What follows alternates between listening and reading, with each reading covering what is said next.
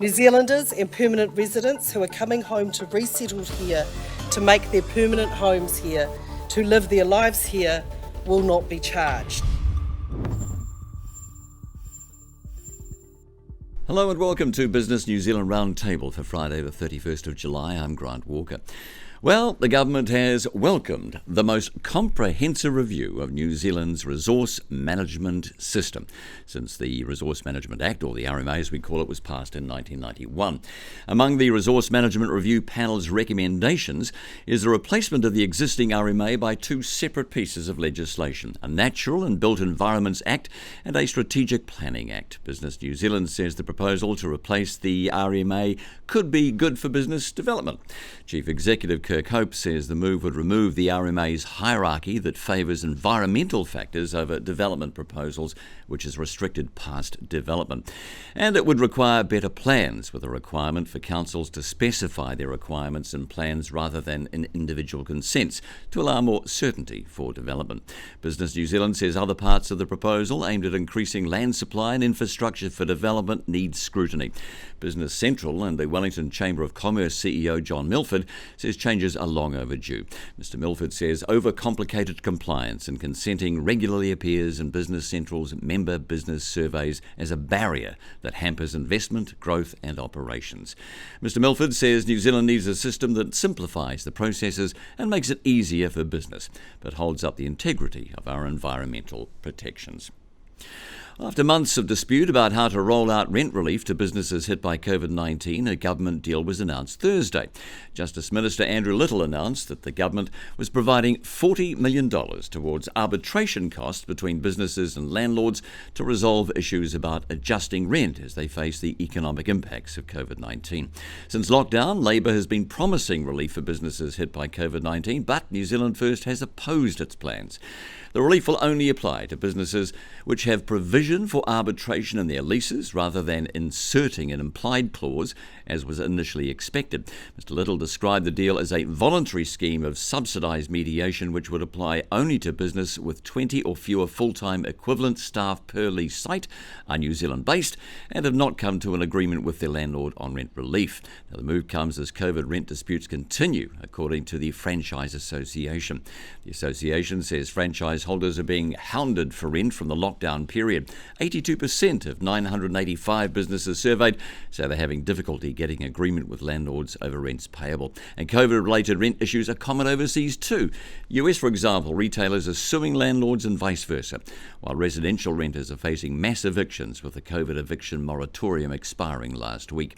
Retailers in the UK and Europe are calling for a new approach to commercial rents in the wake of the COVID crisis, including variable rents, where the level of rent is tied to how much turnover a business generates. On Thursday morning, Prime Minister Jacinda Ardern spoke at the Wellington Chamber of Commerce's Business Breakfast, providing an overview of the government's ongoing COVID support. The Prime Minister also announced the reappointment of former Air New Zealand CEO Rob Fyfe as the government's COVID-19 advisor for the private sector.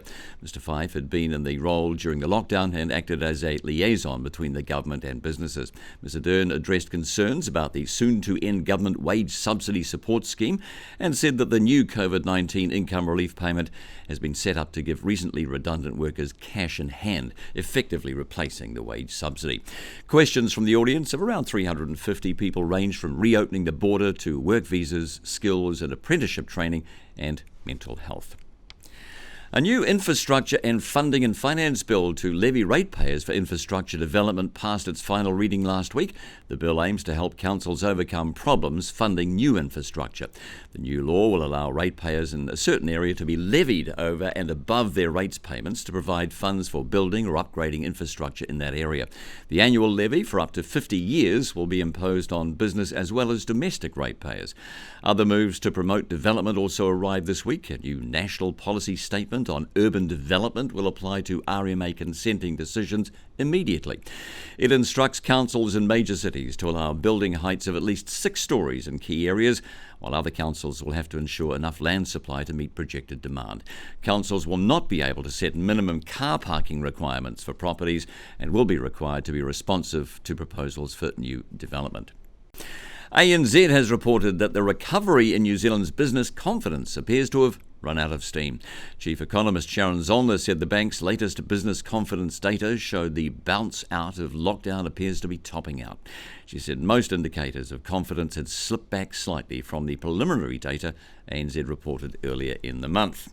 Headline business confidence was at a net negative 30%, slightly lower than the preliminary read of a negative 30%, but better than June's negative 34% reading. Meanwhile, Canterbury Employers Chamber of Commerce CEO Leanne Watson said she's happy to see that retail spending in Christchurch has increased by 4% during June 2020 compared to the same period last year, bringing it back in line with pre-COVID levels. National's business start policy for small business startups would give grants of $10,000 and allow people to take $20,000 out of their KiwiSaver to start a business. The scheme would lift some tax thresholds, provide free mentoring and provide further grants of $10,000 for taking on a permanent employee.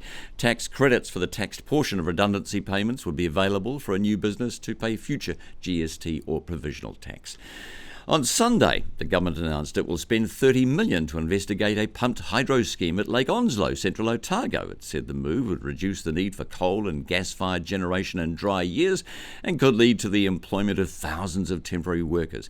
But with a $4 billion price tag, Business New Zealand Energy Council Executive Director Tina Scher has greeted the announcement with caution, saying $4 billion is a significant sum and the country must be wary of betting the house on any given technology and focus on what will drive the lowest carbon outcome for the country. Well, Business Central CEO John Milford held member briefings in Wellington and the Hutt Valley this week, where he challenged businesses to rework business systems in the wake of the COVID crisis. He told members a COVID recovery plan was essential, with key actions including increased contact with customers and staff, a sharp focus on cash flow, marketing hard, and developing new products and services. And so we go to events now. On Monday, the Porirua Chamber is hosting a business lunch with Judith Collins. The Wellington Chamber is hosting Green Party co-leader James Shaw at its next Beehive to Business on the 11th of August. The Wellington Election Debate 2020 in partnership with Jackson Stone and Partners is on Wednesday 19th of August between 5:30 and 7:30 p.m.